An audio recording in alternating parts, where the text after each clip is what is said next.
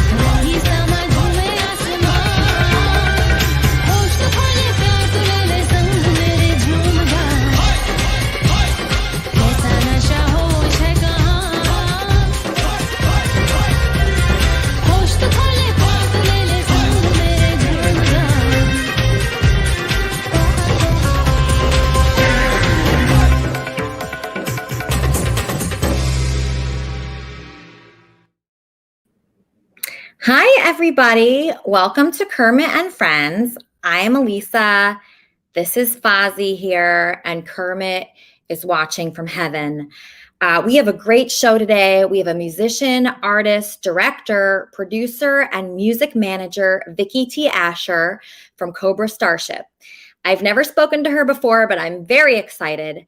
I have so many questions for her. I have an idea of what she's going to be like. I always thought she was so gracious to me, and I have to admire her. She was able to do something I was never able to do, which is get along with a group of guys long term. That's something I definitely have a deficiency in. So, I can get along with people in general, usually for a good 3 to 6 months. And then it all goes downhill. Usually after that, they end up as a caller on Kermit and Friends or a troll on my Twitter account. Great example, William Quigley. I've been friends with this guy for like way too long. He's taken advantage of our friendship, walking all over me and trying to boss me around on my own show. I did a lot of preparation for today, for the interview today with Vicky T. Asher. I was watching one of my favorite guys on YouTube, Aaron Dowdy. I don't know if you guys know him, but his advice was to tell people to live more like a tree. Okay, this is what he says.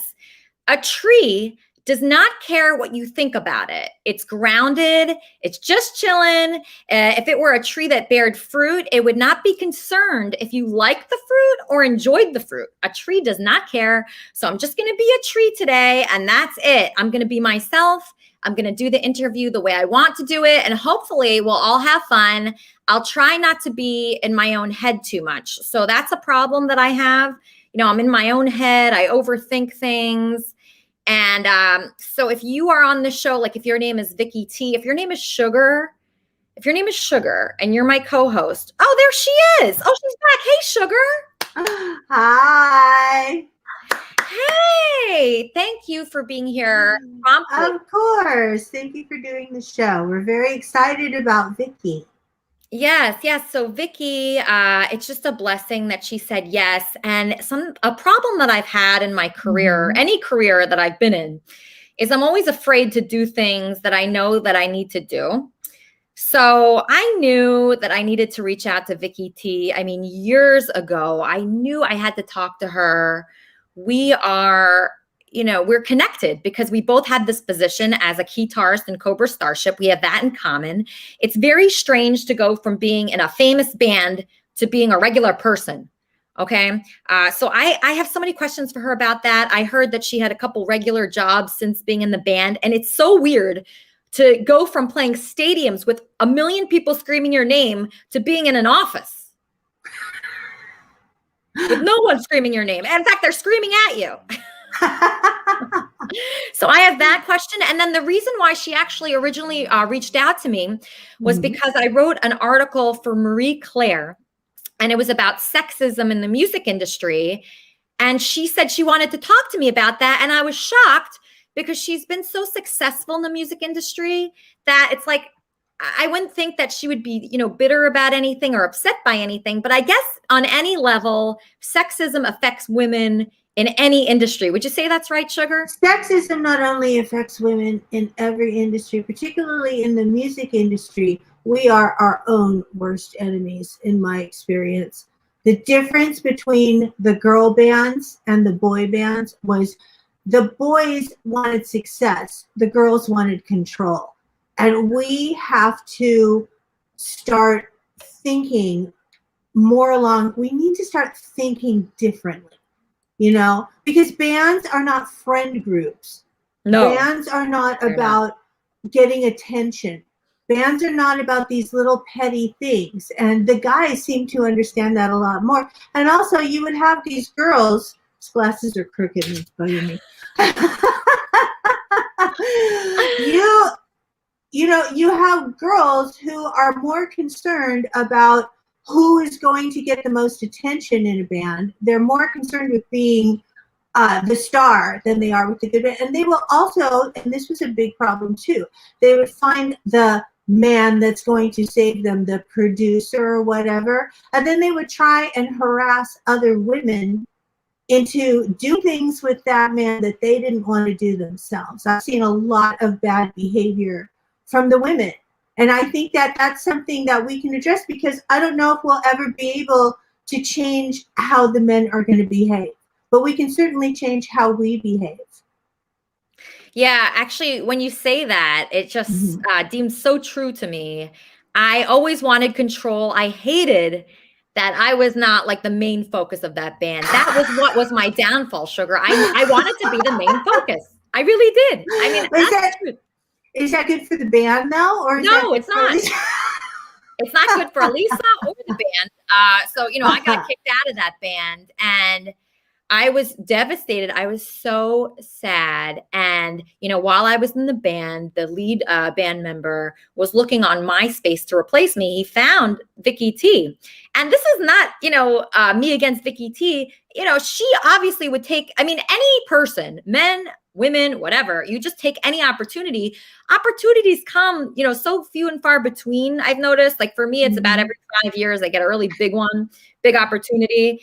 And, she took it and she made the most of it. So I'm really impressed on how she was able to make that work and just what kind of person she is. I have a feeling that she's like a laid back, cool girl, a girl that gets along with groups of people at once. I have never been that. I've always had social anxiety, depression, obviously bipolar, all those problems. And that I don't want to blame it on that, but I feel. Do you think that it is necessary for a working musician to be able to get along with groups of people at once?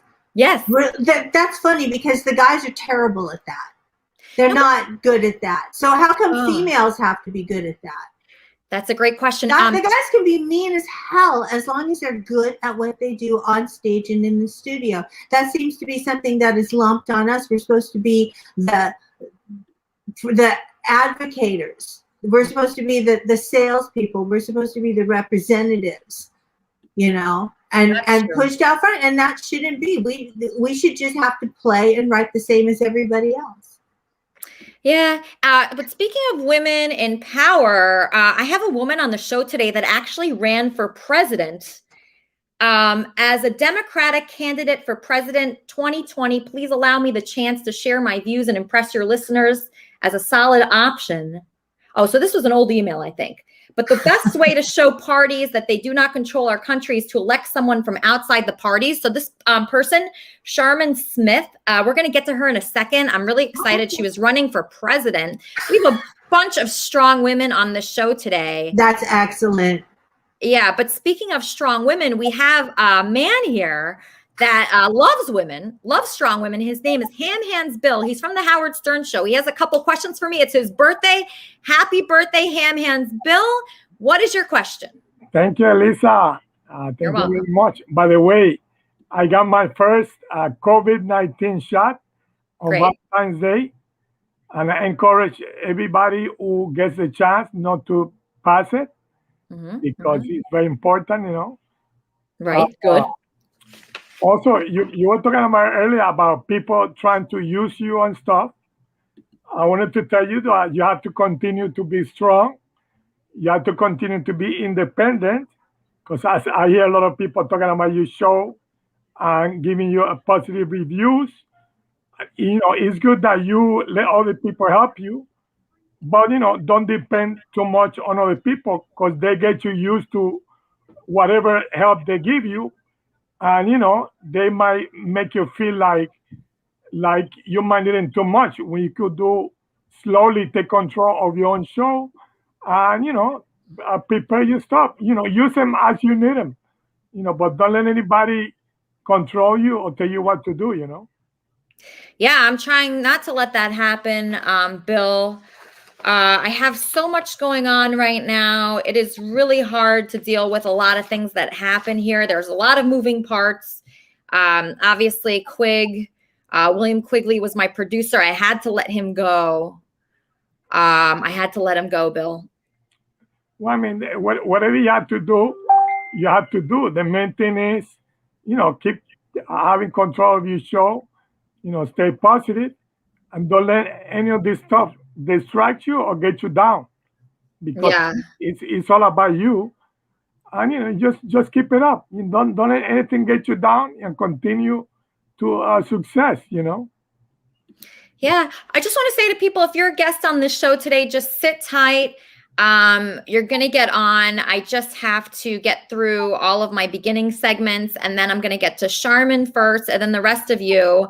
And then Vicky T is coming on around in 20 minutes. And then also we have some musical guests as well today. So Ham Hands, I have to go to my my robot friend. But what are your questions for me? You had two questions, I think. All right. This is the thing. Those of you who know Elisa and me, you know, Elisa and myself, we've been friends for many years. And in private, we talk about fun stuff. We talk about private stuff. And a couple of weeks ago, I know there was a guy on the phone with you who said that his 80-year-old grandmother was watching the show with him. So to him, I tell him, you know, your grandmother, his grandmother can teach him stuff. And I was asking you a couple of weeks ago about oral sex and Ganso doing oral sex as you were standing up. And I was trying to ask you before, when he was doing oral sex on you, was his face facing your behind or facing your front? Mm-hmm. How am I supposed to remember that, Bill? That's you know, it's like almost 5 years ago now. I don't remember the exact positions. I do have good things to say about him, Gonzo, and I really actually don't have any hard feelings against any man that I have dated. I you know, it takes some time to let things go. I was upset at him at one point. I was upset at a lot of people at one point, but I really am trying to be like a tree now. Trees do not care, you know, what other people do or, you know, what kind of situations other people get involved with. They're just a tree. I'm just being myself. I'm living my life, and I'm not concerning myself with others' actions because you can't control other people's actions, Bill. You can only control yourself. Because I was talking this with someone who heard me on the show, and the person was asking, was a woman asking, why are you asking that? I said, well, some fans were asking me the same question, and it's something so unique, or performing oral sex standing up is something that some people asking me too. I said, well, I know Elisa to be a pretty girl, not only pretty girl, you take care of yourself very well, super clean girl, clean shaven, very nice. So I assume that it was oral sex on your behind and on your front. So, with something, not something you never forget, something unique, Hmm. right? Wait, right what?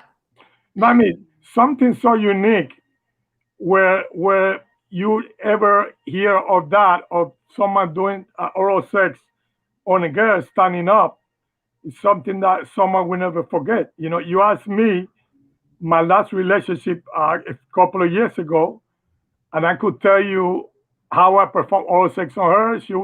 I was on my back, she was on her back, her private spread on my chest. I was performing oral sex until she had a climax. We had a lot of fun. Even though it was years ago, that's something I will never forget. But I understand of you not wanting to get into details, which I respect that also. I just really don't remember Ham Hands. I wish I did. I would love to, tell you intimate details, but I can't remember. I'm really sorry. I would tell you. I really would. Now, but one more question. Now, in general, you had your tossed salad, correct? In general, meaning both areas being performed oral, correct? Ham Hands, 1 second. I'm just getting a call. Kermit and Friends. Elisa, I'm watching this show with my 8-year-old nephew. Can you tell this perv to stop talking about oral sex? Thank you. I'm so sorry. Oh, that's so embarrassing. Okay, thank you for calling in. Oh, that's so sad. Okay, so if you're 8 years old, probably watch something else. Yeah, if you're 8, this is not a good show for you. It's like this show, if I were to explain it to somebody, it's like if the Howard Stern show met like Disneyland, but there's no like tossed salads in Disneyland at all. See, that's the same guy who called 2 weeks ago saying that his grandmother's watching the show with him. Yeah. So he just make it that, but it's okay. But anyway, so I'm glad talking to you. Thanks for wishing me a happy birthday. Yes, I have a little clip to wish you a happy birthday from our robot friend who's up next.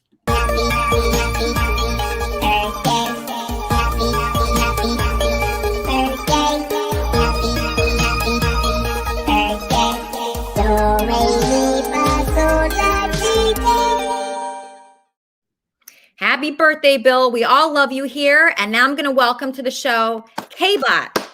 That was awesome. I'm so happy you enjoyed it, K-Bot. Thank K-Bot, you. You're one of my best friends here. I'm so happy you're here. Sugar's calling in, my co-host, Kermit and Friends. Hi, this is Carol King. Carol King, the singer? Hello? No. Okay, I'm Benji's horny therapist. I'm Carol Jane. I'm Benji's horny therapist. Oh, Benji's horny therapist. Hi, Benji's horny therapist. How are you? Hi.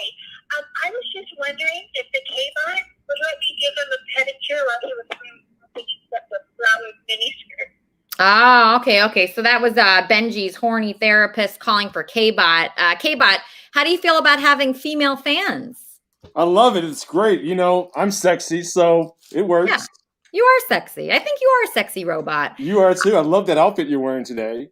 Oh, thank you. Okay. Really colorful. So this is what's going on today. We have a lot of special guests lined up. We have somebody that ran for president, a woman that ran for president of the United States. I can't believe that we have her on here. Hillary Clinton? Somebody like Hillary Clinton. She was a Democrat, military brat and spouse, was born in the project. She lives in a mansion. Her parents were violent, alcoholic pedophiles. Oh, no. No? Maybe I'm reading this incorrectly. I'm going to ask her about all of this. And then we have an author, and then we have Vicky T from Cobra Starship. We have a lot of people coming on this show. And actually, we're supposed to have Andy Dick on the show and his multiple roommates. That's my fiance, and he actually asked me to have a baby with him.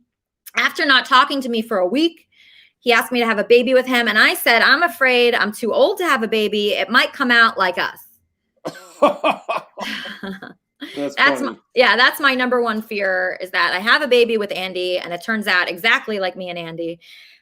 So the topic of today's show pretty much is about my Marie Claire article on sexism in the entertainment industry.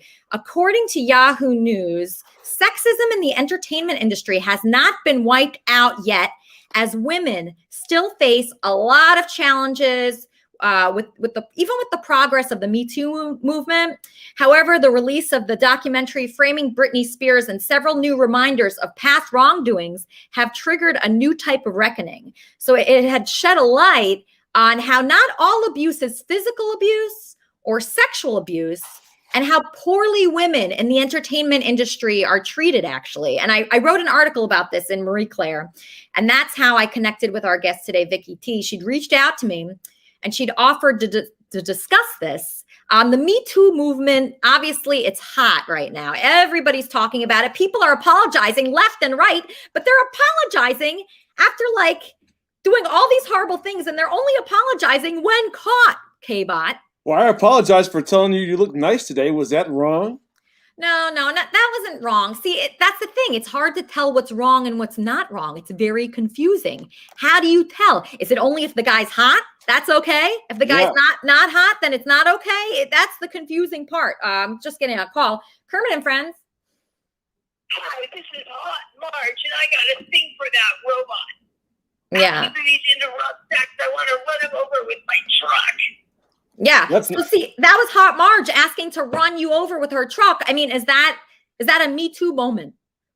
I don't feel at all violated. I think it's pretty hot myself. I'd love for her to run me over. Okay, well, that's good. So, it's fine with me. I don't feel weak about it. You don't, okay. I don't feel like, my personhood has been devalued, but I can understand it if some person who's your boss is saying, hey, if you don't go out with me, you're not going to get promoted. That's crossing the line, fella. That's crossing the line, buddy. Yeah, like my ex-producer here asked me to model a Kermit and Friends thong for him. And I ignored that comment. And then he kept going and going and going, and he wouldn't stop. So I had to fire the guy. I had to fire him, even though he brings, A+ guests, A-list stars to the show. I had to fire him because I can't feel uncomfortable at my own show. I want to feel happy. I want to feel like this is fun. I don't want to feel uncomfortable. I want to feel like very warm here and only warm feelings towards it. I don't want to feel like upset. And he was making me upset. And I said, what's worth it to get, huge A-list guests or to feel happy, in my home, which is Kermit and Friends? You are the A-lister already. Thank you. Thank you, K-Bot. You're so sweet. So K-Bot, I don't know what your political affiliation is, but Sharman Smith is a Democrat. She speaks about the environment, homelessness, childhood sexual abuse, trauma, PTSD, abortion, the death penalty. So get your questions ready for our first guest today, Sharman Smith. Welcome to the show. Hi, how are you? Thank you for having me. My pleasure, Sharman. Okay, great. So you are here. Oh, I'm getting a call. I'm sorry, Sharman. Oh, shoot, I just missed it. Andy, I know you're watching and that you want to get in. You are next, my friend. Andy, just be patient. Okay, so Sharman, you are a very special person here. You ran for president. Tell me what inspired you to do that. So I'm the author of the book Taming the Titta. It's a fictional life story about politics, religion, and a reality TV show called Who Wants to Be President. It self-published in January of 2015, a full 6 months before Trump started his campaign. Okay. And I wrote this story as a way to reframe my childhood abuse and put a positive spin on it. I believe that it was possible to unite the nation and the world behind the common cause of eradicating pedophilia. I thought it was the one thing that would unite most of the nation. Watching Trump announce his campaign and his behavior after he came forward, there's a lot of similarities between what I wrote in my book and the way things played out in real life. It was it's a very interesting dynamic to read and to watch. A lot of things I wrote played out, just not the way I wrote them. And I really believed that it was a calling for me, and I decided to launch my own campaign for president. I believed that I could make a huge impact and bring attention to this issue that I really feel is a problem and needs to be addressed. Okay, so you mentioned in your bio here that you grew up with violent, alcoholic pedophiles. Yes, yes. I am an adult survivor of childhood sexual abuse. I come from the worst of the worst environments. It's a topic that people aren't comfortable discussing. There's a very taboo to it. Nobody really wants to talk about it. The survivors of it need to be the people who come forward and discuss it. What we saw this last couple of years has put a spotlight on a problem that we're mature enough to address in a responsible way. Okay. I'd like to think so, but one of the things that I feel responsible for in June 2018, when I launched my campaign for president, the company that I hired to do my marketing for me, you have their email and our LinkedIn contact. They actually turned out to be heavily connected with QAnon.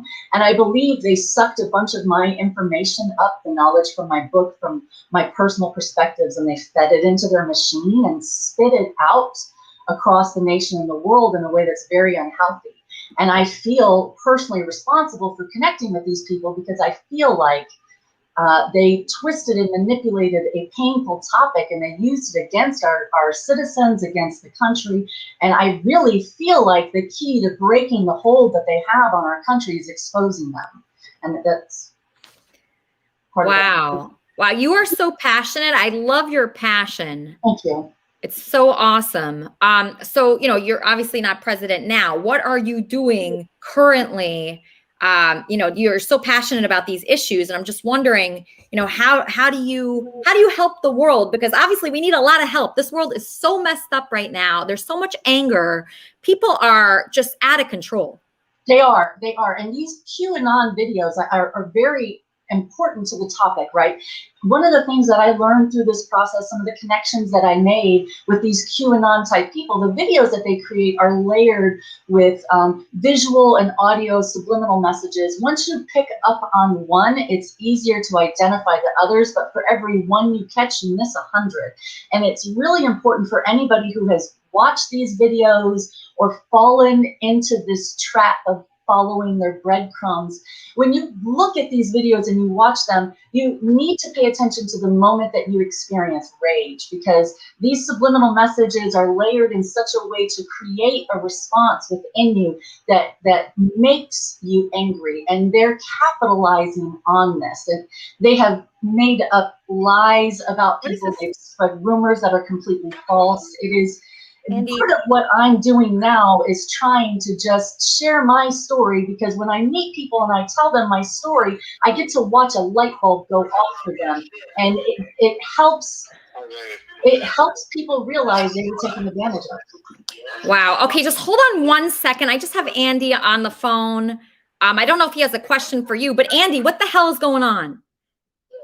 Nothing. We're just having a fun time. Andy, are you trying to get in the show? I have Sharman Smith, who ran for president, and she wants to, obviously you're on the show. What the hell's going on? Where are you? Just at my house. I know, but you have to click that link so you can get on the show, Andy. And we have Vicky T coming. Again on this number, please. Yeah, I texted it to you. Just click the link. It's so easy, Andy. All right. I don't know what the heck's going on. I'm sorry, you guys. Kermit and Friends. Hey, Elisa, I have a question for Sharman. Okay, great. Question for Sharman. If I kick you out of the studio, just stay out for 10 minutes, okay? Because I have to have Vicky T on here. Yes. Yes, Ham Hands. I kick you out of the studio. Just stay out. Yes. Are you ready for the question? Yeah. I'm ready for the question. The question is there anything being done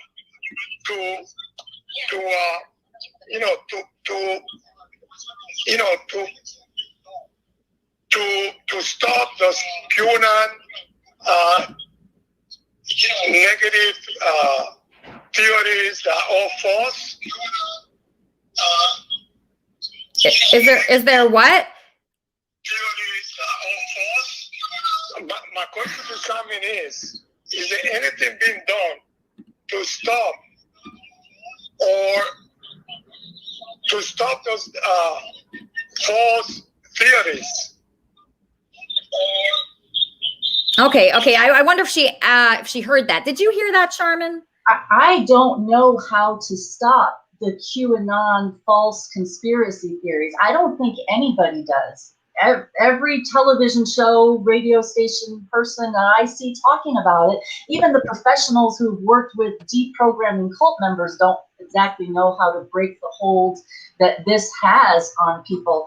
And it's scary and it's dangerous and it's really upsetting because it's hard to watch your family and friends that you know and trust to be good, decent people fall into a trap where they can't get out, and they don't see that they have been manipulated. And it's a problem everywhere. I think there are a lot of people sharing their stories and their experiences because it is their hope to get their friends and family back. Okay, we're going to take a quick question from Trumpster Bob, and then I want you to promote your book. Trumpster Bob, you're on with Sharman Smith, Democratic candidate for president 2020. Well, first I want to start out by saying hello to Sharman Smith. I'm a Trump guy, so you know how that goes. But my thing is concerning the Me Too movement. Here's the problem and the question I got. Okay, when you start intermixing LGBTQ issue with the Me Too movement, then you're not really about women's rights anymore, right? Now you've smeared all the good that could come out of a movement like the Me Too movement. Okay, but who's the chick that started it? Anybody asked that question? Who's the chick that started it? Her name is Burke, okay? And she's part of LGBTQ, and her son is, let me read this and describe it properly. He identifies as a queer and a trans identified person, but calls himself a female. And his name was converted over to Kaya Burke. So, and I will say, even though with women's gymnastics, where they brought out that Larry Nassar issue that had been going on for years and years, so they have been a very successful movement because they are demanding and they have made some changes in surrounding women's gymnastics concerning the doctors and whatnot.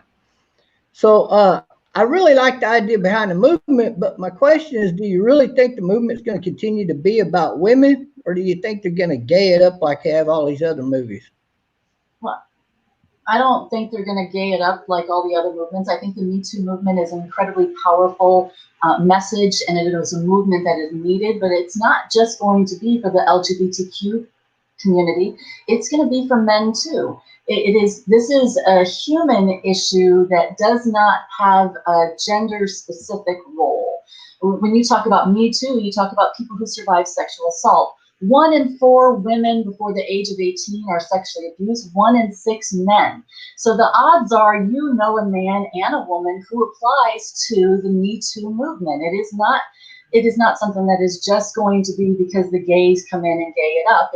It is an issue that impacts everyone across the board, and it is going to continue moving forward. It's going to continue to pick up speed.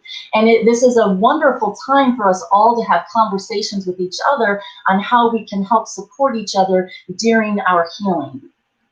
Absolutely. I think that is the most important, that as women and just as people, that we're there for each other. It is hard, to navigate these industries that are mostly men, right? It seems like that. I mean, I've been in a lot of different industries, the music industry, the gold business, reality TV, everything. And you have to deal with men no matter where you go. And a lot of times it feels like we don't have any power. Right. Look at the situation that's coming out right now with the Marines. We have a female Marine who the male that assaulted her admitted what he did was wrong. And the military is very much an environment that is controlled and has been mostly men. And we have a wonderful opportunity here for men to step up and help support support survivors. And this is part of the direction the Me Too movement needs to take. We need men to be actively engaged in correcting male behavior. Women have been screaming for decades and centuries that they don't like the way that they're treated.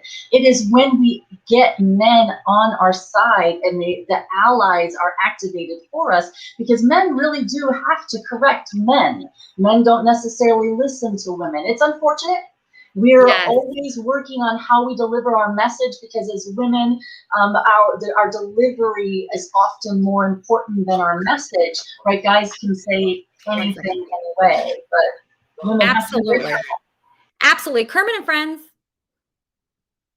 Oh, hey, baby, it's Andy Dick.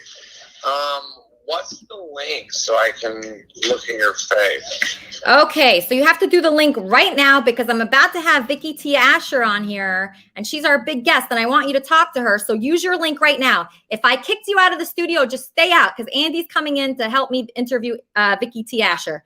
Andy, come in now. Yeah, can you please resend him the link, because it didn't refresh on his phone. Who's this? It's Callie. Oh, hey, Callie. Oh my God. Can one of my producers, like Leaf King, Gaia Paya, Tyler Scott, or I just fired William Quigley, but William Quigley, if you're still around, can you please send the link to Andy Dick? And also, I texted to you guys' roommate, Jesse. Yeah, we're here. We're all here together. I have the link, but it didn't refresh on his phone for some reason, so I'm trying to help him. I'll try to do it myself. Okay, do it yourself. Oh my God. Wow, I need like 5 producers for that group. Okay, I'm about to introduce my next guest. If I kicked you out of the studio, please stay out. I'm begging you, begging you, because I have to introduce a very special guest today. Let me read you her bio. Victoria Jane Asher, also known as Vicky T, is an American musician, artist, and director. She's the guitarist of the award-winning band Cobra Starship. She records solo albums under the name Vicky T. She is a director of many music videos and commercials. She created a company, her own company, Muted Color, as a way to release her own music. Through Muted Color, she's released Clouds, Turn It Low, Ghost, Another Word for Paradise, Kryptonite Hollow, and her 4-track EP, which I highly recommend, Feeling Myself Without You. She's teamed up with her boyfriend, Trent Colkin, to take over Muted Color. They're making it into a production company, an artist collective. Everybody, welcome to the show, Vicky T. Hello. I'm so happy you're here. I'm so happy to be here. Oh, I can't even hear anything out of my headphones. I'm just realizing I can't hear myself. Can you hear me? I can hear you. Okay, that's all that's important. That's all that's important. Okay, so welcome to the show. You have a very busy day today. You only have a half hour with me, but I'm really lucky about that. What goes on? I'm a little more chill right now because I made it to my parents' place. I'm just a bit makeupless and messy, but that's okay. So firstly, it's awesome to actually meet you because obviously we both were in the same band. She was in the band prior to me. I then came in and felt terrible that I was, taking over your job and felt bad given the circumstances. And, if I were in your place, I would have hated me. So, here we are. Yeah. So I can't believe that you at any point felt bad. Wasn't your fault at all. Yeah. Obviously. I had a big problem just in life in general, and it bled over to, in the band. I was just very uncomfortable. And what I noticed about you, what I think I know about you is you seem to be like pretty easygoing. Like, how do people describe your personality? Generally very easygoing. And I've kind of always been a tomboy of sorts, I guess. Mm-hmm. So like, one of the number one things, which maybe you got asked the same thing, but while I was in the band, it was always, what's it like being the only girl in the band? And I was like, who gives a fuck? Like, it's fine. Like it's really great. Yeah. And I think like at one point it was like my response was like, oh, I have the best pair of tits in the band, and that was like, that would get a laugh at least. But it was like, I just thought that there was like more to it than just being the only girl in the band. But I grew up always having guy friends. I have very few girlfriends. Sadly, it's not like really a planned thing. But so for me to be in a band with all guys was like totally normal. Like I preferred to be with all guys. If I had been with all girls, I think we would have killed each other. Okay. So you get along with men well. So even when you're in a bus with, how many men would you say you lived with, in that bus?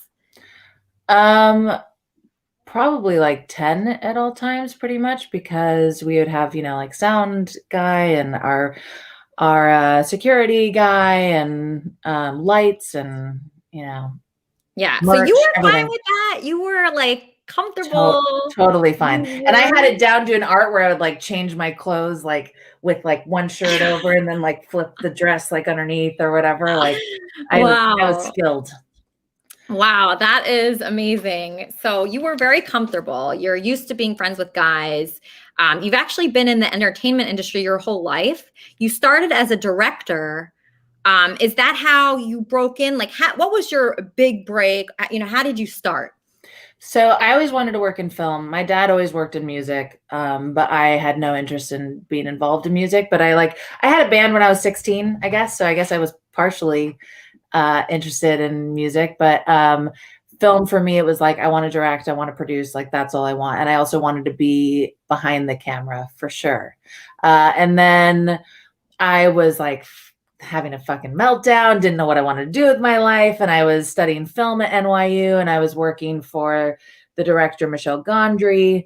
And I thought I was on the path towards film, but it was kind of like nothing was really panning out. And I was dealing with a horrible breakup with my boyfriend. And How old were you, Vicky? I think you were very young during this crisis.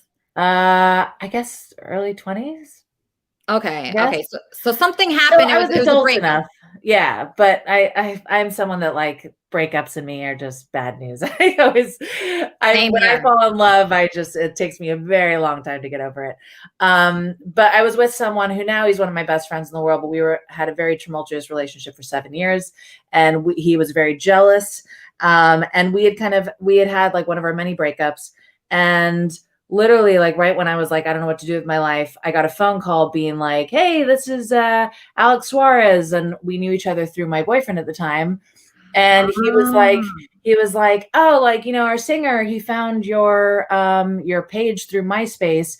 And I wondered if you wanted to like go on tour with our band, Cobra Starship. And I was like, yeah, okay, sure. I'll do that for a month. And then I'll go back to film. And instead it was like 10 years of my life. It was totally unexpected. And I'm ultimately glad I did. But when I first joined, it was rough. The guys were really harsh on me, as I'm sure you experienced. Yeah. They were harsh on you? How so? Gabe wasn't. Gabe was always like super chill and nice and great to me, but like Ryland picked on me a lot. And wow, that really surprises me. That really surprises me. Because I thought, like in my mind, I had this, vision of what happened, right? I just created it in my own mind. So I thought, once they got rid of me, they were just so happy that I was gone that like you were just an angel that appeared and they would just kiss your ass. No. No? Definitely not. I was sobbing most of the time. But I at least though, like I was so kind of hardened by having guy friends my whole life and knowing how to deal with guys picking on me and stuff that I just didn't really deal with their shit. And Gabe was always more and more just like, man, like no one can fuck with Victoria. She's a fucking, she like will not, take shit from anyone. But like so when people pick on you, when people pick on you, how do you react to that? I don't know. Somehow I kind of brush it off. I think so. Growing up, I was like totally the uncool kid. Like I was made fun of like crazy in school. I was the weird tall girl. I was the girl no one would dance with at dances. So I had my fair share of getting made fun of. So I think that I don't know. I guess I just somehow became more callous to that, even though I'm like the most sensitive person in the world. But I don't know. I somehow just knew to be like, fuck these people. But I would definitely get hurt by it. I don't know.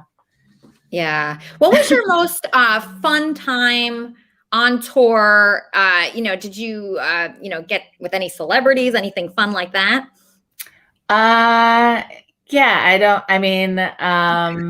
I had a lot of fun on tour for sure. Okay. I don't kiss and tell. But there were some celebrity relationships, and I don't know, it's such a love-hate relationship for me. Like I am someone that suffers in general from like grass is always greener. I think I'm going to have that my whole life. But while I was on tour, like I loved it in so many ways, but then I also was kind of like, my passion is film, and I'd have days where I'd be like, I'm just like on stage to be like a pair of tits on stage. And did you feel like they underused you at all? I think with some things probably, but I don't know. I also was like scared of asking for what I wanted. Me too. Yeah. That is my main problem. In fact, I had to be drunk to ask you on the show.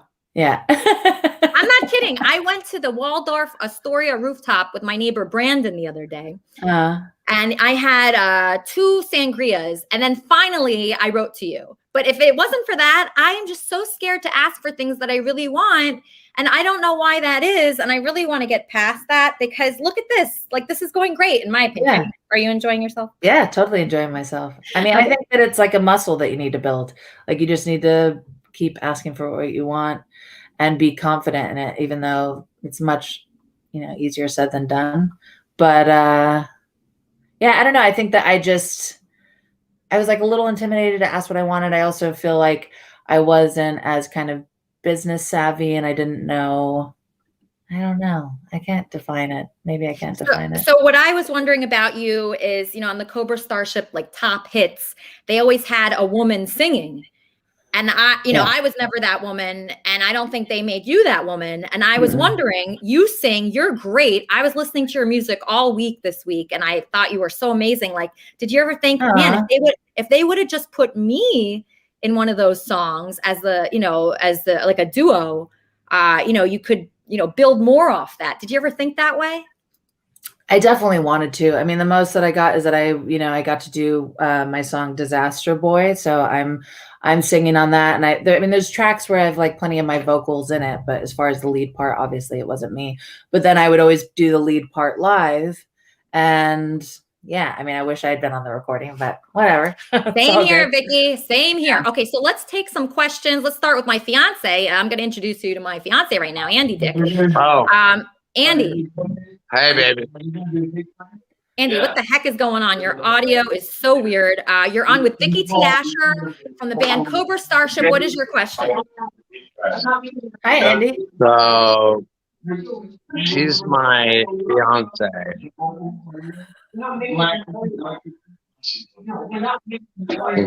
Andy, what the heck is going on over there? It's like a huge party. It's bad. I'm not going to lie to you. I am not gonna lie to you. Can you guys? I'm doing a goddamn podcast. Andy, go in your room. Oh my gosh, I'm so sorry, Vicky. So I got engaged 2 weeks ago. Oh, congratulations! Thank you. Yeah, it's going just like that. After he proposed to me, he disappeared. And now, he's part of this podcast. He's like pretty much my co-host here. But every time I see him, he's with like 1 million people.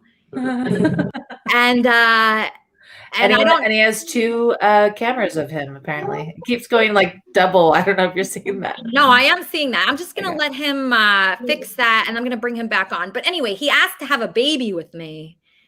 I was never one to want children. I never really thought of that. Are you the family type? Do you imagine yourself married with kids? I don't know. I always thought I would have kids if it made sense, like if financially and I was with the right person, sure. But I wasn't going to be one of those people that like fell victim to like, carrying, like obsessing over like biological clocks ticking and pressuring something that wasn't right. So we'll see if it ends up being the right situation. I'm down, but we'll see. Yeah, I feel the same way. And another thing I wanted to ask you was, after you went to normal jobs after Cobra Starship, or are you just like chilling?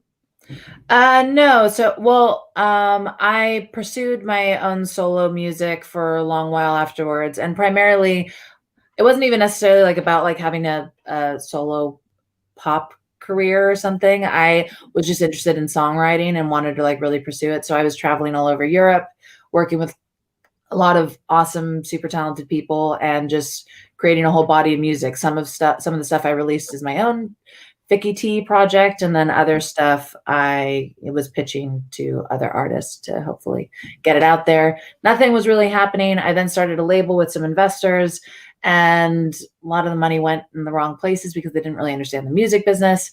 And now I'm like managing songwriters and producers, which is funny and interesting. But what's that like? It's been great. I have really talented clients, and I enjoyed connecting the dots of like getting them in the right rooms and, you know, writing stuff for certain artists. And then on the side though, I'm pursuing the film thing, and my boyfriend and I developed a docu-series with our friend Helena during COVID, and we filmed 2 episodes, and now we're in the process of getting it out to networks and getting it pitched and blah, blah, blah. So, Vicky, I have some advice to ask of you. Andy and I are thinking of pitching a show about our like marriage and our possibly adopting a child. How would we go about doing that? I have no idea. Andy's done it before. How do you start doing that? This is something that I'm learning still, but I mean, we created a very... Baby, I've already learned it, and I know how to do it. Oh, you know how to do it, Andy? Yeah, baby. All right, good. All right, okay. That's why you said yes to me. Isn't he so cute? So cute. Andy, I've been in the same room with you many, many times in person, but I don't know if you remember. Wait, when was that, Vicky? When were you in the same room as Andy here? Just multiple parties and stuff. We've been at the same places. I can't pinpoint exactly where, but it's been many times. Don't tell me you're engaged to Andy too. Oh yeah, I am too. That would really be something. And we're adopting a kid too, so. You know. So is Andy your like type? Like, what's your type of guy? I know you're dating the actor Trent Culkin now. Like, what is your usual type of guy that you go for? I definitely have a history of always like tall and dark hair. Seems to always be the trend. Me too. For me, just someone needs to be really smart. I've like dated like beautiful men that are just boring and not smart, and I can't do it. I'm not interested in looks. For me, it's like there needs to be something more unique. And actually, my boyfriend Trent, when I was first looking at photos of him and stuff, I was judging a book by his cover, like thinking like, oh, he's just too beautiful, he's probably going to be really boring. Which is a total asshole way of perceiving him. And then I met him though, and I was like, man, he's such a good human being, and he's really smart, and he's great. And what's nice is that this is like the first relationship I've been in where it truly feels like we're a team, and we like create stuff together, and we you know, are really supportive of one another. Because I always had boyfriends that were super intimidated by my success, and like really, oh yeah, always. So you would date down, Vicky? Guess so. I mean, I never thought I was at the time, but then I always kind of took that turn where I was not made to feel good to like look pretty or to pursue things, or to like when I'd get, you know, attention for things, it was kind of, you know, just no, male ego. Wow, I had never considered dating down before. That's interesting that you would do that. I wonder why. So, that's very interesting. What are you saying, Andy? Baby, you never considered dating down, but you're dating me? Well, Andy, I admire you a lot. You're hilarious. You're wonderful. You're a lot better than what you think, Andy. Yeah, you don't know. Yeah, you're awesome. Oh my gosh, it's just so loud. Barry Measy guy. Barry Measy. You can meet him right now. Okay, so let's take fan questions. Andy, stay there. It's just a little loud where you're at, Andy. Okay, let's take some fan questions. If you want to start with Barry Measy, we can start with him. Barry Measy, you're on with Victoria Asher. Hey, Vicky, how are you?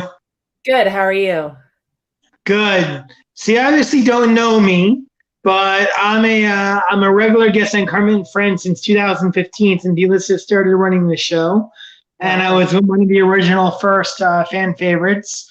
I've been on numerous podcasts. I'm actually a celebrity myself. I'm considered what you call a B or C list celebrity. I have a hit reality show online that used to be on Amazon Prime, but Amazon just dropped me, I found out recently. So it's so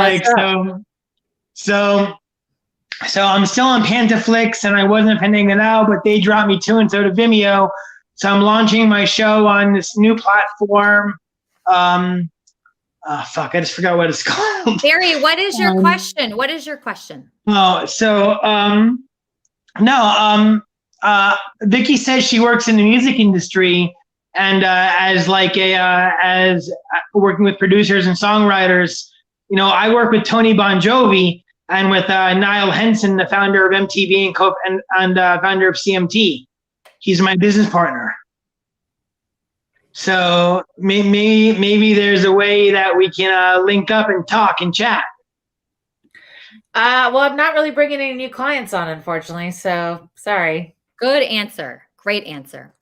Okay, let's keep going with the what were you saying, Andy? He's fired. Who's fired? Who's fired, Andy? Andy, go in your bedroom. Go in your bedroom. Too loud. Too loud. Not good. Okay, let's bring on Eric Riggs. Hey. Eric, you're on with Victoria Asher. What's your question? Hi, wow, this is just such a dream come true, Vicky. I've always wanted to be a rock star. It's still kind of in the future. One time I got as far as having vocal lesson with Seth Riggs, and he was like, well, first I talked to his wife, Margaret, and she was like, no, you should have a lesson with Seth. And I walked to his place from my office, but he was like, here's the book of the Riggses. I swear we're families. There's all of Michael Jackson's records on the wall right there. There's me with Quincy Jones. But that's as far as I ever got. So this is like such a huge opportunity. My question was in music, there's like a lot of like sex parties I've kind of gotten. Like, did you ever experience that? Like a lot of like kind of like people blowing each other. And I one time had a radio agent who was I've heard stories, but there was nothing like that. Like where there's like, who's who, like who do you have to sleep with to get onto this record? No, not at all. I mean, I also Cobra Starship, everyone was in a relationship, so they were all tame. I mean, they were crazy, but not in the orgy way. Yeah, maybe, I don't know. There was a story I was going to tell, but I'm like, people get very offended easily nowadays. So I feel like I'm not going to say it, but no orgies on the bus or anything like that. So there was a question from someone in the audience. What did Cobra Starship tell Vicky about Elisa when Vicky joined the band? They weren't the friendliest about Elisa. I mean, there wasn't like major shit talk, but it was like, oh, we just didn't blend well together. I think the only complaint that I can really remember is that you like brought fans on the bus sometimes, and so that's what they would get mad about. I don't know, but that was the extent of it. But they were just like, yeah, it just wasn't the right fit. Like she was nice, but just didn't fit well with the band. Andy, you look deep in thought. I'm wondering what you're talking about. Oh, okay. So Andy, as my fiance, you should know. I don't think you actually know anything about me. So I used to be in a band called Cobra Starship, and and they kicked me out and they replaced me with Vicky here. Where? Oh, you told me this. Yeah, you told me this 3 days ago. Yes, I did. And now she's our guest on Kermit and Friends. So everybody's asking her questions. So the fans of Kermit and Friends are so curious about her. She's been gracious. Can I ask a question? Yes, absolutely. Why did they fire you, Elisa, and hire her?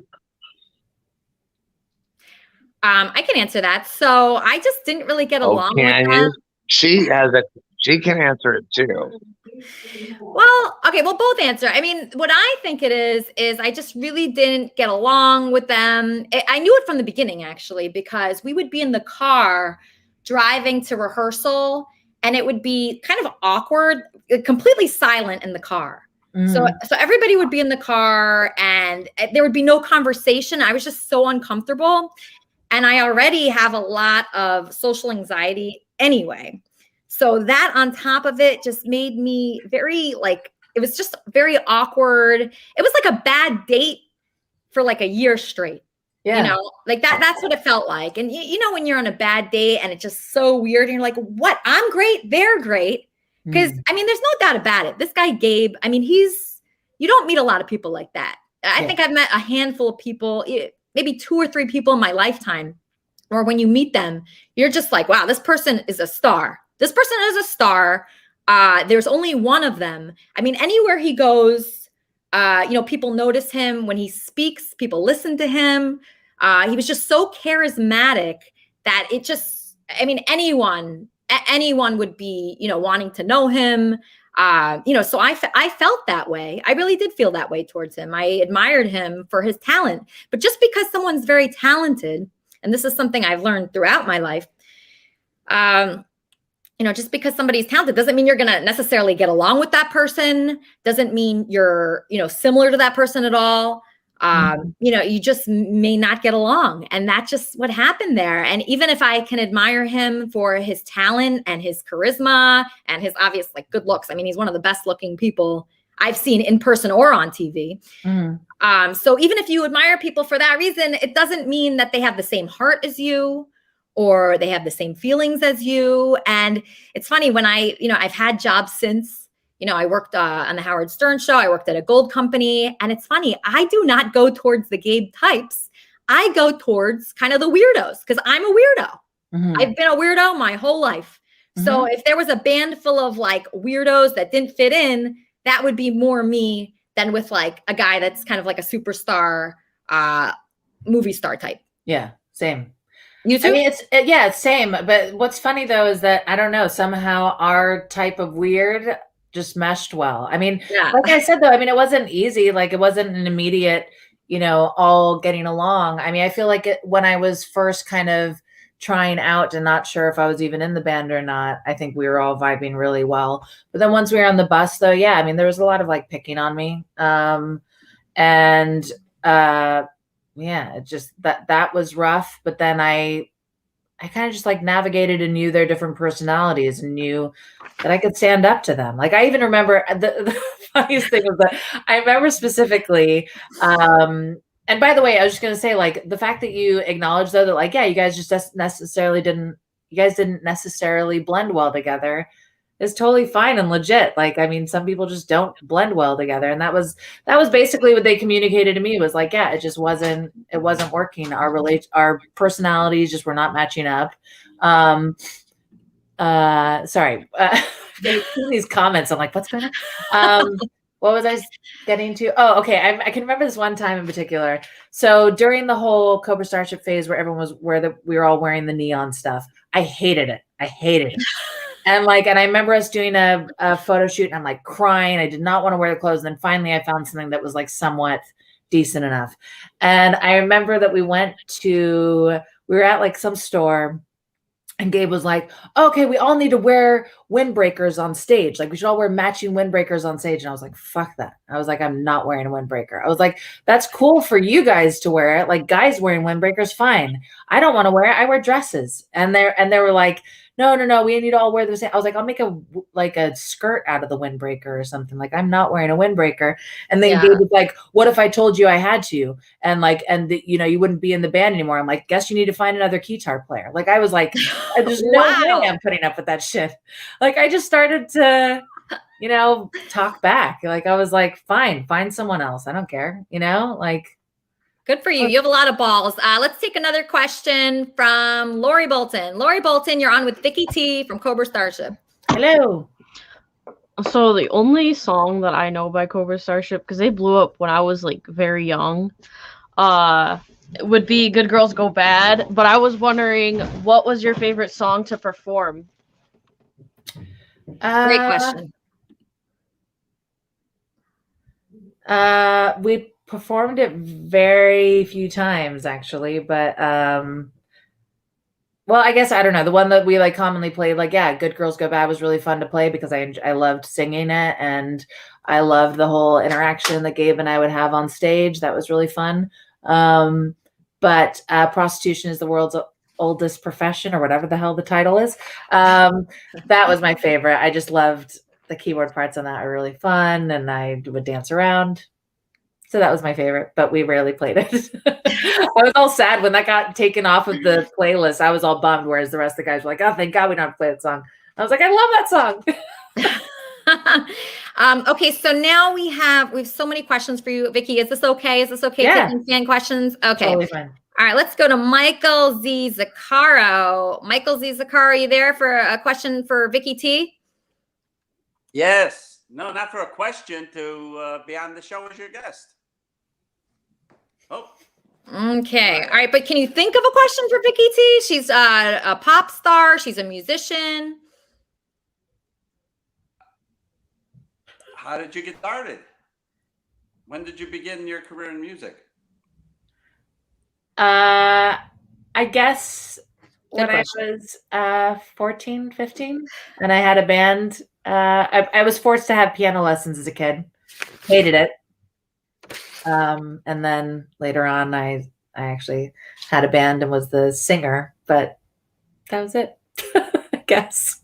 All right, let's pull up another fellow musician, Sugar. Sugar's my co-host here. Sugar, question for Vicky T. Hi, Vicky. It's lovely to meet you. Nice to meet you too. I want to know where we can hear your music. Yeah, you can hear it on Spotify or Apple Music. Vicky T. Make sure you put the dash in there. Yeah, I forgot to put the dash in there. I can't believe it. But yeah, so Vicky T, she has a lot of music videos that I actually would like to play here for everyone in case they're not familiar with Vicky T. Let's take a few more questions, and then I'll play one of your videos because I know you don't have that much time here. K-Bot, you're back. Hey, what's going on? You're on with musician Vicky T. Hi, Hey, K-Bot. good to see you. Nice to see you. Nice to see you. My name is K-Bot. It's awesome. Vicky T, you said you took piano lessons as a kid. When you took piano lessons as a child, did you yourself ever write or try and create your own songs as a kid? I did. Could you tell us or sing a portion of it right now? Oh God. Oh God, they're terrible. Oh my God, there was one. I remember like I too, when I was a little baby robot, was taking piano lessons as well inside of a giant church with Count Dracula. Wow. Can I hear that song? Well, no, the piano teacher, my mother and father left me at this church, and the piano teacher was 187 years old inside this giant church teaching me Bach and Beethoven. But Vicky T, please, let's hear some of your work. I had a terrible song called I'm like, which terrible song should I say? There was one that was like, hey there, girl, you look real sad, standing with your daddy, dad. Oh my God, it was so bad. But that's so cute. I was heavily into, probably no one will probably know this band, but I was very into this band BIS at the time, BIS. And they're a Scottish, like little kind of like punk pop band. And dude, all I wanted was to sound like them. So that song is very BIS sounding.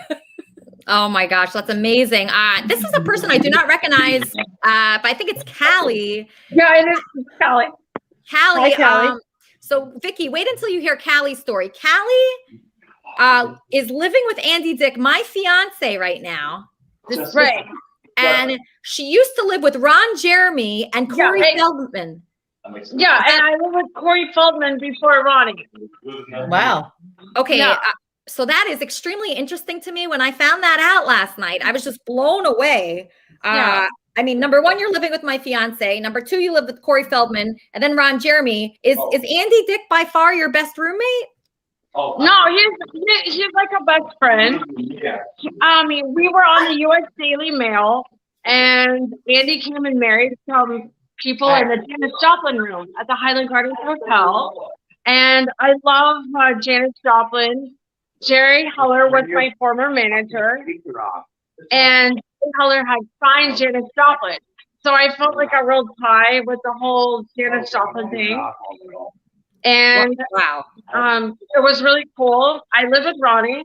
We're like a best friend. And we did cameo together, and we're on television for maybe like Saturday Night Live with Chris Webby and yeah.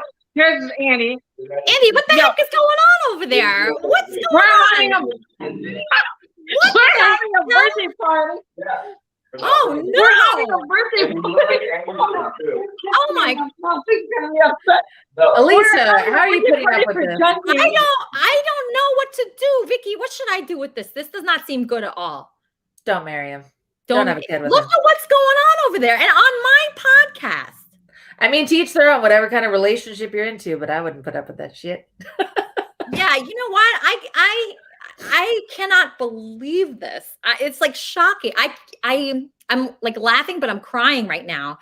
I don't know what to say. Yeah, this is not the type of relationship that would be good for me, Andy. Not healthy. Andy, Vicky says this is not healthy. Wait, what? Ugh, never mind. I'm just going to mute him right now. Okay, there's somebody that has a huge crush on you, Vicky. He's about to call in. His name is Corey. And then I'm going to play some of your music videos. I have 3 music videos of yours. I'm going to ask you about them. Feeling Myself, Turn It Low, Kryptonite, Push Comes to Shove. Maybe Push Comes to Shove or Kryptonite. Either one of those are my favorite. Okay. 1 second. Let's play Push Comes to Shove, and then we're going to take some more questions. Andy, this is very disappointing.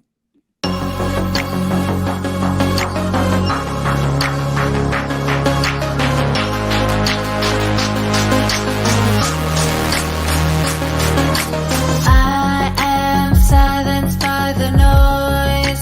Thought I had a choice. Now it's safe to say nobody does. Sleepless, paranoid, scrolling through the void. Nothing good down there, but I can't get up. They say it's been a long time coming. We've all had enough. Something's always bound to happen when push comes to shove.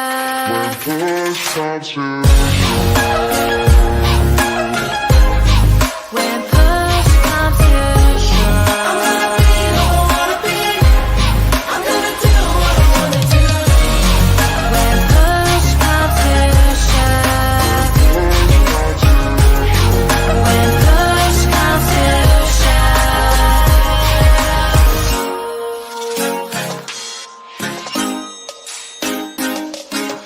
I tried leaving it behind. Rectified the mind. Didn't have a care, but that got old. So I reappeared, a little bit more weird, a little bit more sane, and a lot more love. They say it's been a long time coming, and we've all had enough. Something's always bound to happen when push comes to shove.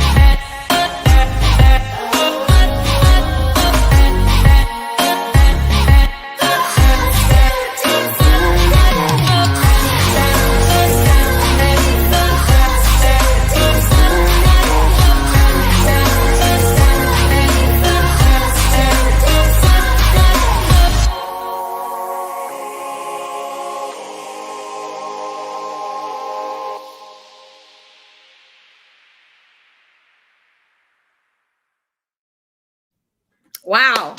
I love that song. Vicky, when you were writing that song, what were you thinking about? What was that song about?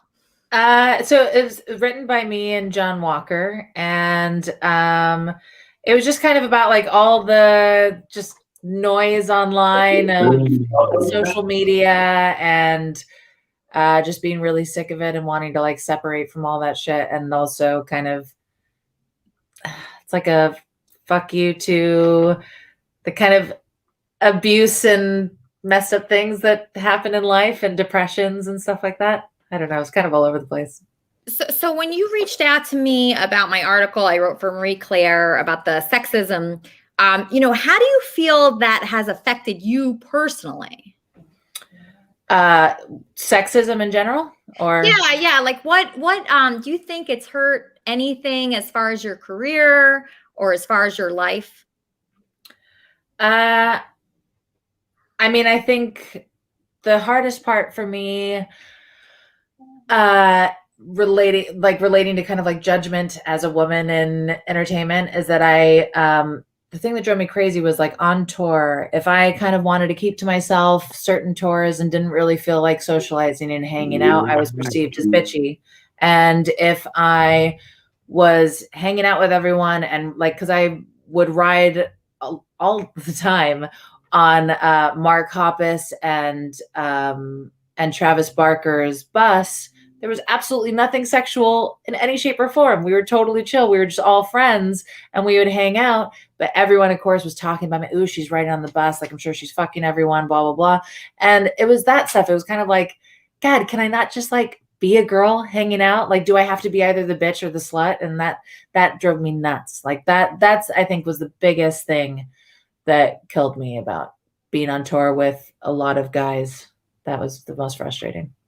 And then since doing your solo career with all these awesome songs and videos that you have, did you feel like any sexism or anything about being like a woman in the industry was holding you back for your solo career?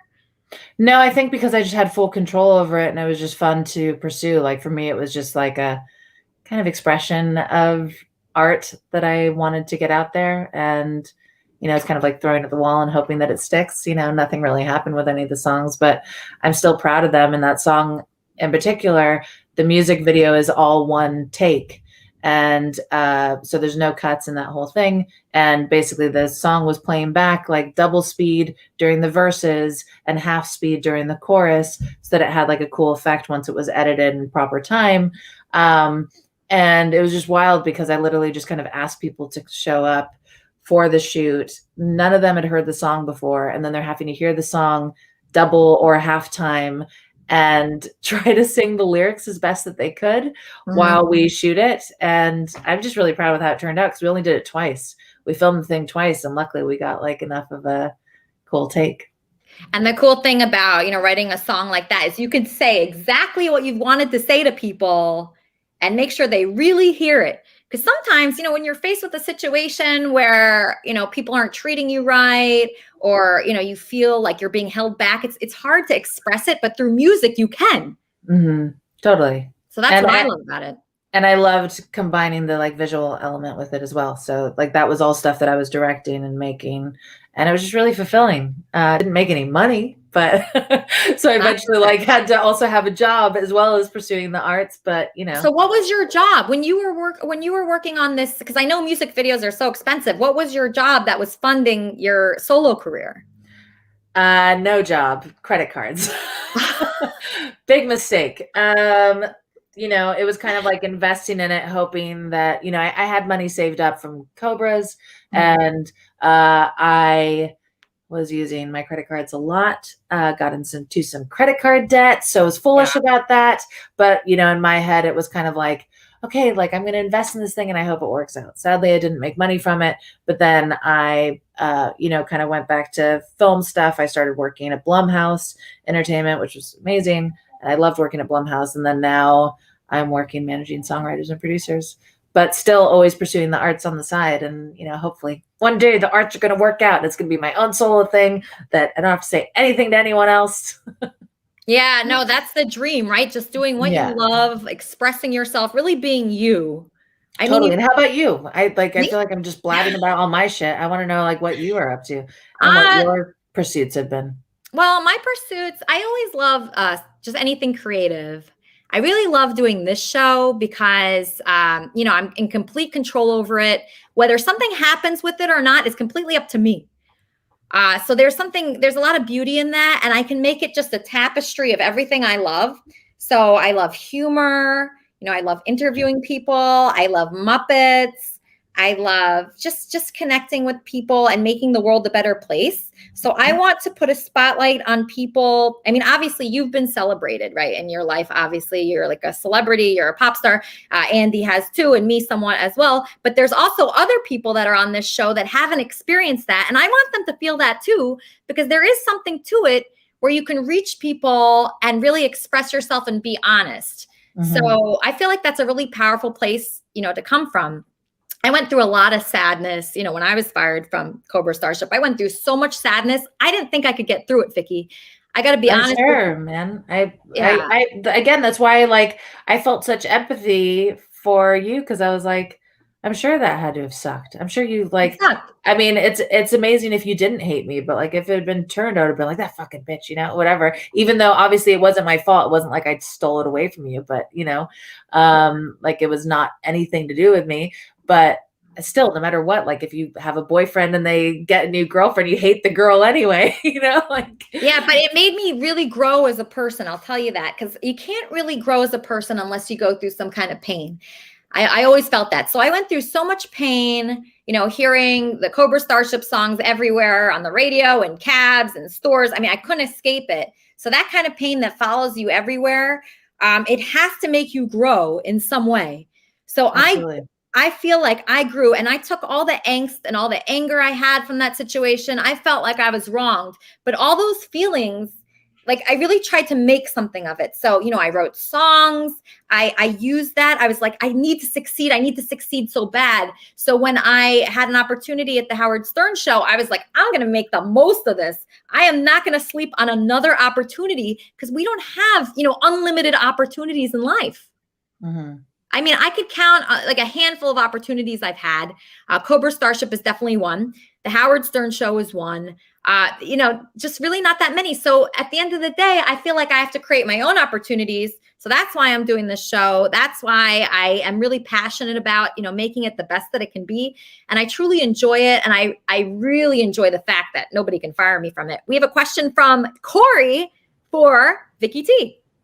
Hey, Corey. Hello. Okay, I got a couple, but first of all, Andy's dick's friend looks like it could be Sugar's sister. Just saying. I don't know who That's that is. Callie. You're going to meet her later. You're going to meet Callie later. She has an interesting story Okay. too. Two things.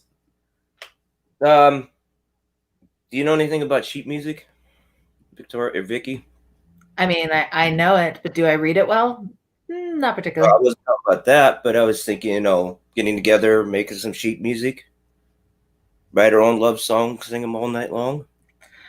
I don't really make sheet music, but and I do have a boyfriend, but He's into that, and okay, but so there's no chance of doing a duet together. No, I don't think so, unfortunately. But I think that you should find the right girl that you fall in love with and you write an epic love song with. That's the way to do it. I'm sorry, I had to put that one out there. Just a little sense of humor, but Yeah, I he's love been it. talking about you, Vicky, since I announced that I was booking you on Kermit and Friends. He hasn't shut up about you. He's been in the Kermit and Friends fan club, typing many things. He really likes you. Right, Corey? kind of like this. Boom, boom, boom. Yeah. Do you get that a lot, Vicky? Do you get that a lot? Do you get a lot of like male suitors, even though you are taken? I do. I don't. I leave them unread in the DMs, I guess, is where that mostly happens, I think. I don't know. Speaking of unread in the DMs, Trumpster Bob, you're on with Vicky T. Any final question for her? Because I'm going to let her go pretty soon and promote her music. Wait, what is going on? I think we got some feedback. Yeah, actually, I do. Okay. I really do. I really do. Vicky, I love your music. I think you're great. Thank you. You know, I tell you, my main question is, have you ever had a boob job? No, I have not. Or are those things never had it? There, Wow, I'm impressed. 100% real. Oh my God, Bob. And you said they Not look interested great. in any Well, of I'd the love plastic surgery world. What? I said, you said they look great, and I said I wouldn't mind seeing them one time. But Bob, no, Bob. Vicky All also boobs said, should be hold on. Vicky also celebrated. said she went to, she wanted to always be in front of the camera, and my first thought was, well, I can Behind make the that camera. happen. No, Behind so the you camera. be a star in the camera video. You know what I'm saying? Your boobs facing down on the bed. And if you want to bring this beautiful lady with you, shit, I'd dump right in the middle of that. Sure you would. I mean, I think that there's plenty of websites now that you can totally engage in that kind of thing, just not with us. But maybe like you can find someone that like looks similar to us. Yeah, just Google brunettes, Bob. All right. I have a Cowboys fan here who's also a Vicky T fan. Cowboys fan, what's your question for Vicky T? What's up? Well, it's not me. I Aww. think that has the question. It's my wife. She runs the channel with me here on YouTube. Baby. Awesome. Yeah. But Vicky, my question real quick is the video for Guilty Pleasure. I know it said that you directed it, but who came up for the dance for it? Yeah. Wow. Oh man, I'm telling you right now, my kids think I'm crazy, but I still do it now. I love that.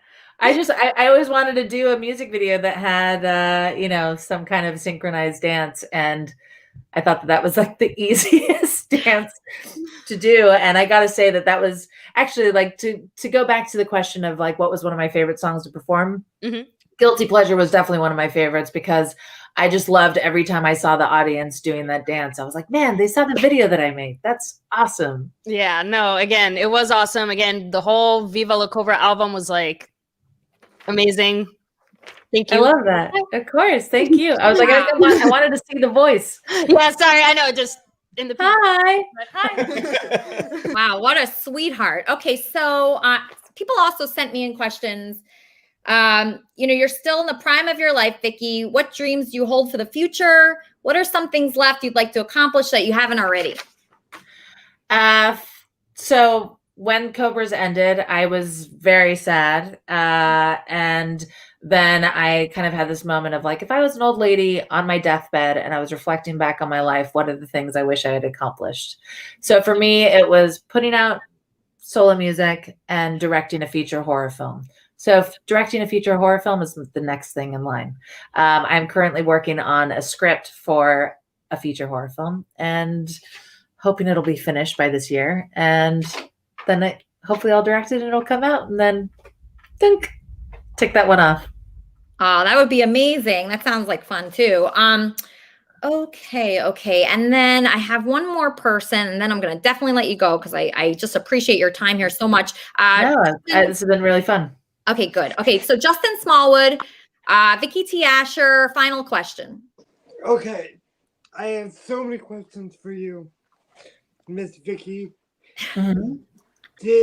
How many albums have you produced?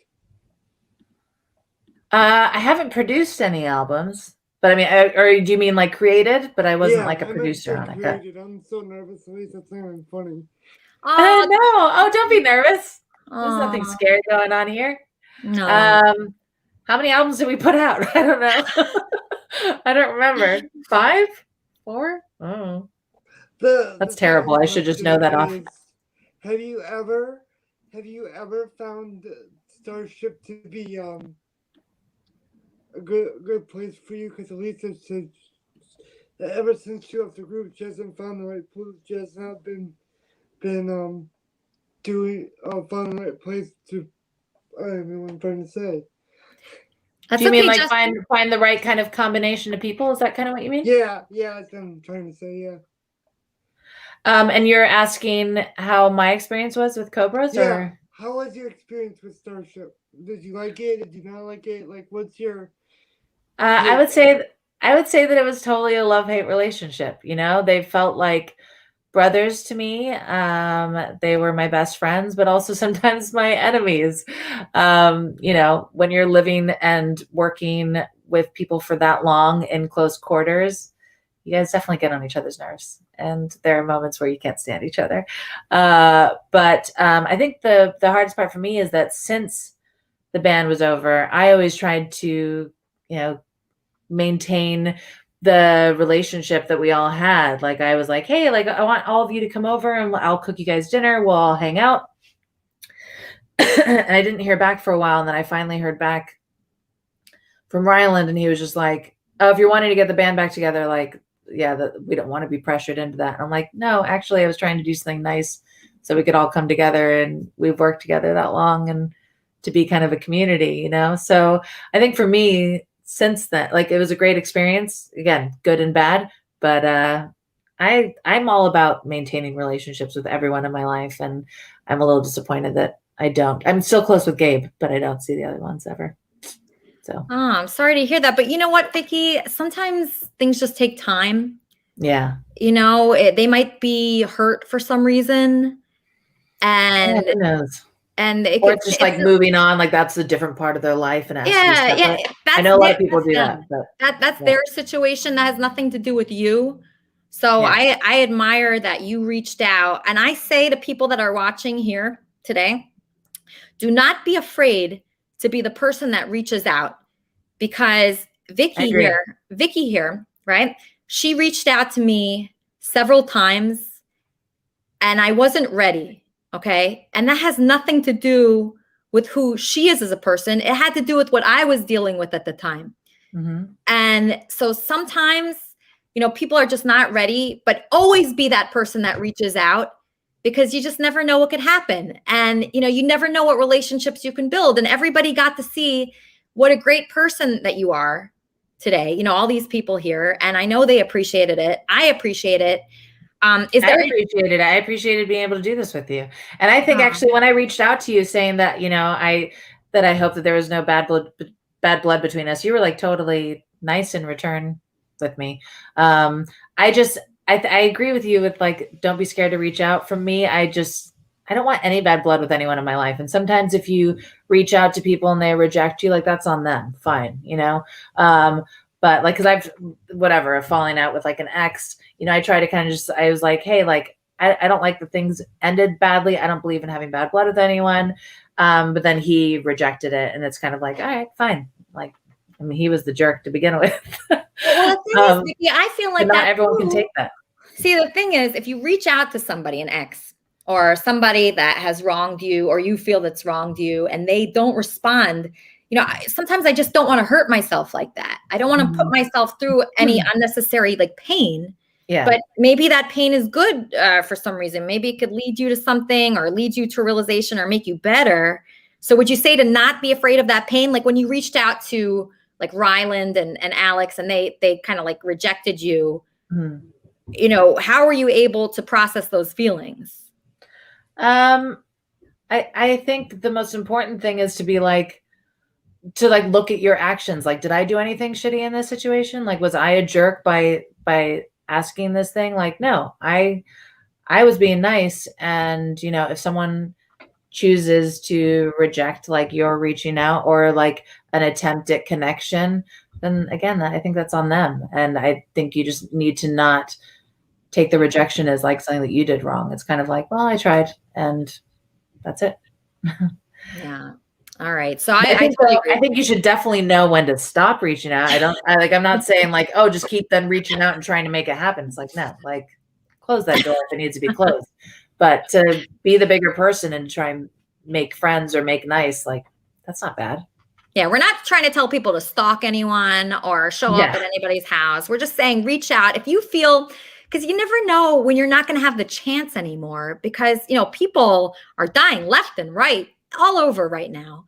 There's illness, there's so many problems in this country. Now is your time. Now is the time that you have. Reach out to people if you care for them, if you feel like you could give to them. Actually, in Kabbalah class, they told me, never reach out to someone if you want something from them. Only reach out to someone if you have something to give. And I generally go by that rule. Yeah, I think that's true.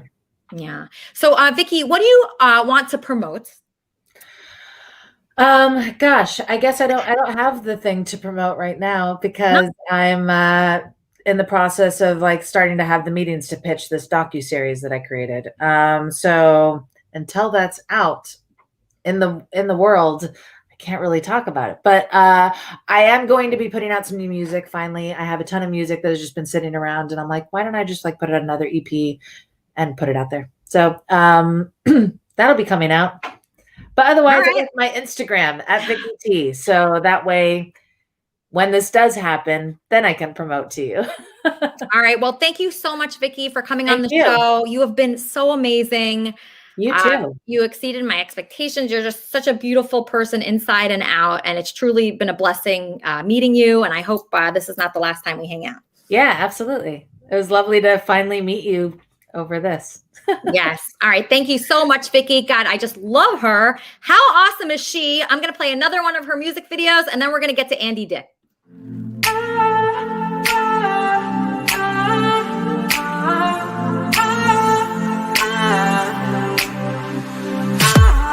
Your innocence, I play pretend. I thought that you needed a friend. A paper cup turned into love.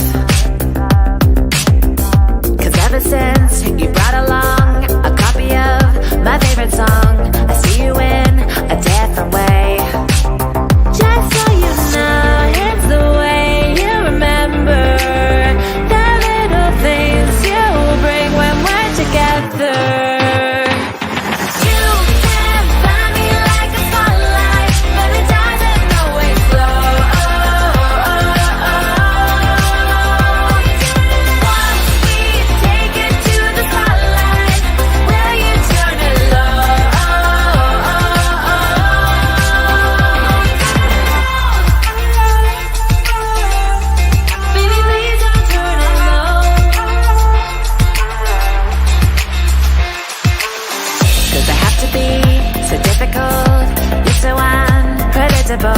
When I was done, you lured me back with just a silly figurine. I'm into you, are you into me? Achilles heel, I'm weak as hell. Just so you know, it's the way you remember the little things you bring when we're together.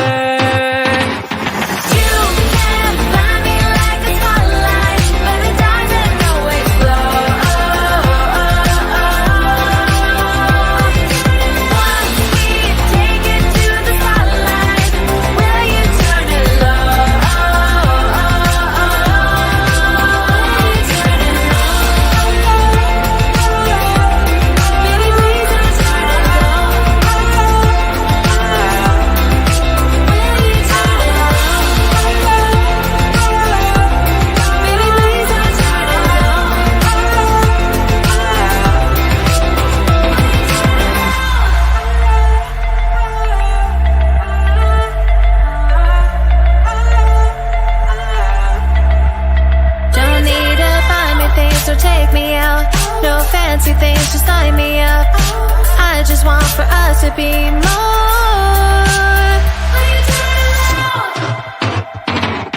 You can find me like a spotlight, but it doesn't always glow. Once we take it to the spotlight, will you turn it low?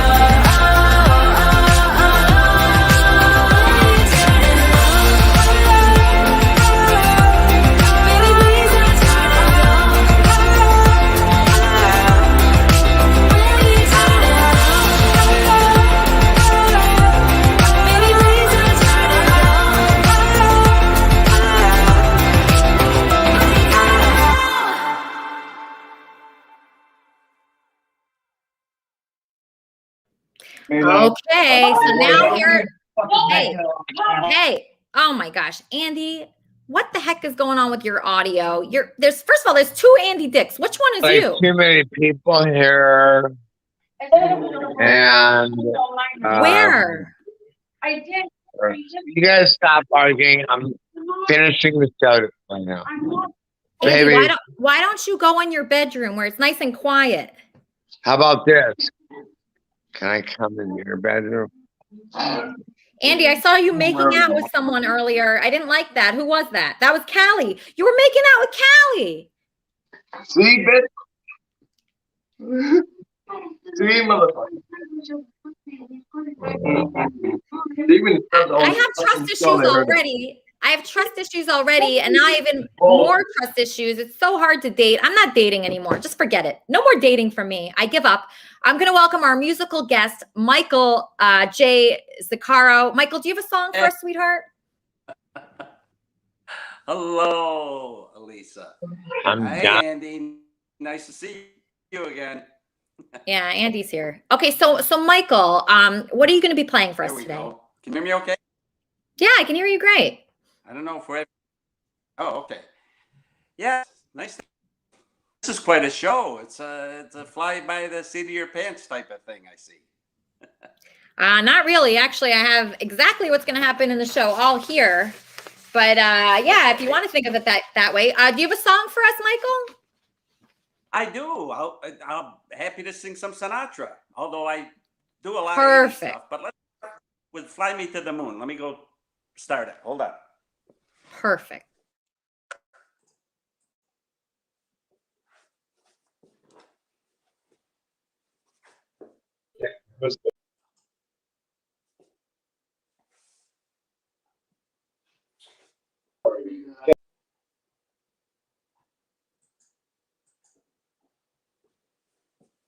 Here we go.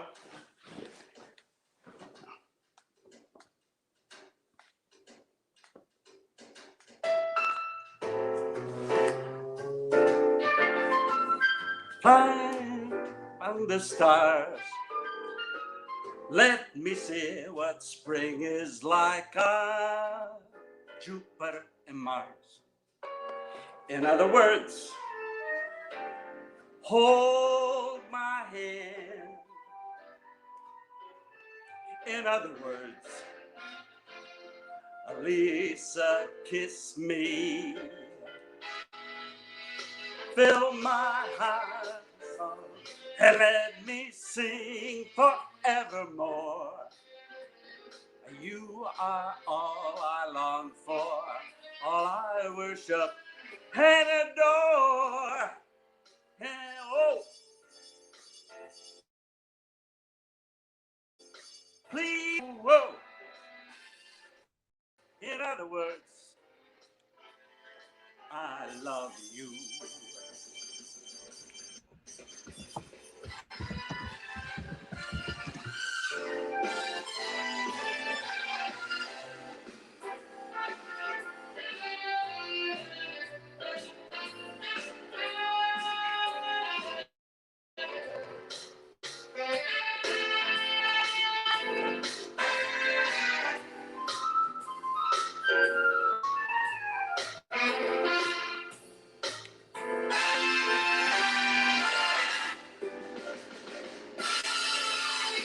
Let me sing forevermore. You are all I long for, all I worship and adore.